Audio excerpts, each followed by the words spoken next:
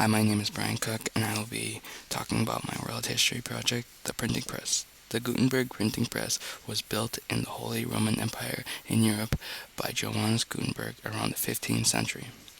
By the 16th century, the printing press operated within Western Europe and was producing more than 20 million volumes. This allowed the common uneducated man to hear and read others' thoughts and ideas. Such thoughts were the Holy Bible, which were not easily made and very time consuming, which also could only be found in congregations or churches. The Gutenberg printing press was huge during the European Renaissance, allowing mass communication, which helped alter the structure of society. Technologies preceding the press that led to the press's invention include manufacturing of paper, development of ink, woodblock printing, and the distribution of eyeglasses.